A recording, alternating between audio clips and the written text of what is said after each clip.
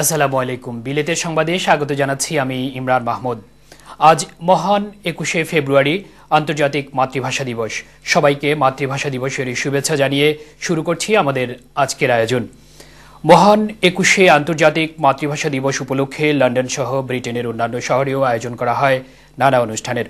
21শে প্রথম প্রহরে পূর্ব লন্ডনের আলতাবালি পার্কে শহীদ মিনারে শ্রদ্ধা জানান প্রবাসী বাংলাদেশিরা। ব্রিটেনে নিযুক্ত বাংলাদেশের high commissioner doctor Saidur Rahman খানের শ্রদ্ধা নিবেদনের পর আওয়ামী লীগ, বিএনপি সহ বিভিন্ন রাজনৈতিক, সামাজিক ও সাংস্কৃতিক সংগঠন শহীদ মিনারে শ্রদ্ধাঞ্জলি অর্পণ করেন। বিস্তারিত দেখুন ডেস্ক রিপোর্টে। বাংলাদেশের পাশাপাশি দেশের বাহিরেও নানামুখী আয়োজনের মধ্য দিয়ে 21 উদযাপন হয়ে আসছে অনেকদিন।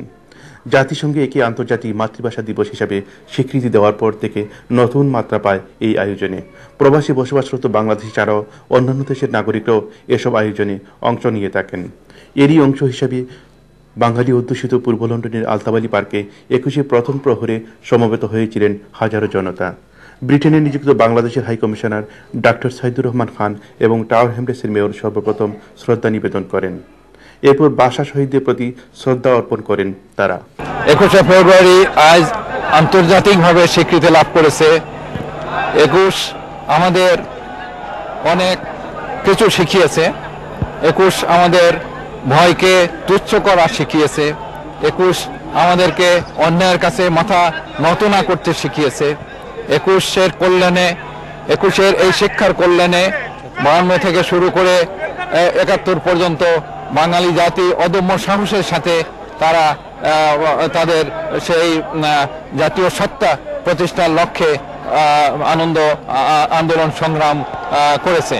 And I stand side by side in the community to be able to recognize that the importance of the recognition of the importance of the language is a very important day, and it's a day for us to commemorate that.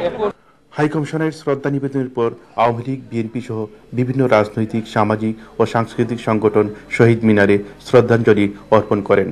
সর্ব ইউরোপীয় আওয়ামী লীগের সাধারণ সম্পাদক M A গনির নেতৃত্বে নেতাকর্মীরা সকালে শহীদ মিনারে পুষ্পস্তবক অর্পণ করেন। সকল শহীদদের প্রতি আমাদের শ্রদ্ধা, যুক্তরাজ্য আওয়ামী লীগের পক্ষ থেকে আমাদের শ্রদ্ধা। এই